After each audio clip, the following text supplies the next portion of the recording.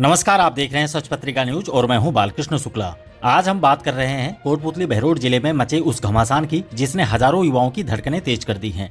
Rajasthan RPSC की ओर से आयोजित सब इंस्पेक्टर और प्लाटून कमांडर भर्ती परीक्षा का आज पहला दिन था। जिले के 23 परीक्षा केंद्रों पर जो कुछ भी हुआ, चाहे वो पुलिस की सख्त पहरेदारी हो, नकल रोकने के लिए हाईटेक इंतजाम हो या फिर चंद मिनटों की देरी से टूटते हुए युवाओं के सपने, हम आपको दिखाएंगे एक एक मंजर की पूरी रिपोर्ट। आखिर क्यों रोना पड़ा छात्राओं को और क्यों एसपी सतवीर सिंह को खुद सड़क पर उतरना पड़ा, जानने के लिए बने रहिए वीडियो के अंत तक। रविवार का दिन कोटपुतली बहरोड के लिए बेहद अहम रहा। जिले के नवगठित जिला मुख्यालय से लेकर पावटा और बहरोड के उपखंडों तक हर तरफ खाकी का पहरा था। आरपीएससी की ओर से आयोजित सब इंस्पेक्टर भर्ती परीक्षा 2 पारियों में संपन्न हुई। पहली पारी सुबह 11 बजे से दोपहर 1 बजे तक चली, जिसमें अभ्यर्थियों ने सामान्य हिंदी के सवालों से लोहा लिया। वहीं दूसरी पारी दोपहर 3 बजे से शाम 5 बजे तक आयोजित की गई, जिसमें सामान्य ज्ञान और सामान्य विज्ञान का पेपर हुआ। प्रशासन ने इसे केवल एक परीक्षा नहीं बल्कि एक चुनौती के रूप में लिया। जिले में कुल 23 परीक्षा केंद्र बनाए गए थे, जिनमें 12 सरकारी स्कूल कॉलेज और 11 निजी शिक्षण संस्थान शामिल रहे।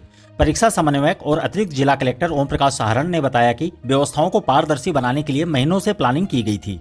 नियम और अनुशासन अपनी जगह है, लेकिन आज कोटपुतली के राजकीय एलवीएस पीजी कॉलेज के बाहर जो दिखा उसने कई लोगों की आंखें नम कर दी। परीक्षा शुरू होने से ठीक पहले निर्धारित समय पर गेट बंद कर दिया गया। 2 छात्राएं महज कुछ ही मिनटों की देरी से पहुंची थी। उन्होंने गेट के बाहर खड़े पुलिस कर्मियों के सामने हाथ जोड़े, मिन्नतें की और बार बार अपनी मेहनत का वास्ता दिया, लेकिन प्रशासन के कड़े आदेशों के आगे उनकी एक न चली। 10 से 15 मिनट की देरी ने कई युवाओं को परीक्षा से वंचित कर दिया। इसे लेकर पाबंदी भी जरूरी है। इस बार नकल रोकना प्रशासन के लिए साख का सवाल था। विशेष कार्य समूह यानी एसओजी ने इस बार अभूतपूर्व सुरक्षा के इंतजाम किए। पहली बार बड़े पैमाने पर टावर डंप डेटा तकनीकी का इस्तेमाल किया जा रहा है। इसका मतलब यह है कि परीक्षा केंद्रों के आसपास के मोबाइल टावरों पर होने वाली हर कॉल और मैसेज पर प्रशासन की पैनी नजर है। इसके अलावा ब्लूटूथ और अन्य इलेक्ट्रॉनिक उपकरणों के इस्तेमाल को रोकने के लिए केंद्रों के बाहर ही सघन जांच की गई। मेटल डिटेक्टर से हर अभ्यर्थी की जांच हुई। महिला अभ्यर्थियों को अपनी नोजपिन, कानों की बालियां, हाथों की चूड़ियां और यहां तक की चुन्नी भी बाहर उतारनी पड़ी।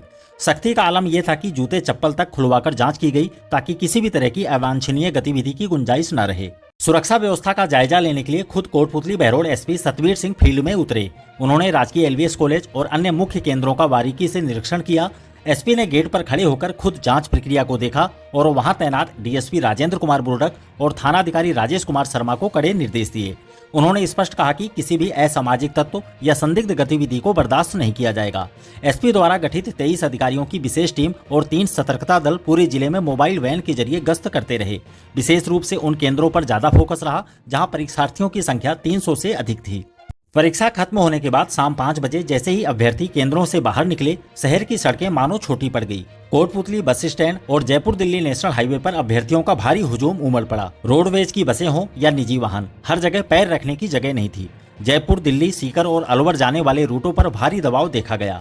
अधिकांश बसें पीछे से ही भरकर आ रही थी, जिससे घंटों तक अभ्यर्थी अपने गंतव्य पर जाने के लिए परेशान होते रहे। यातायात व्यवस्था को सुचारू रखने के लिए नीम का थाना मार्ग और अलवर मार्ग पर भारी पुलिस जाब्ता तैनात किया गया। इसके अलावा ट्रैफिक व्यवस्था बनाए रखने के लिए शहर के मुख्य चौराहे पर भी थानाधिकारी राजेश कुमार शर्मा की अगुवाई में भारी पुलिस बल तैनात रहा।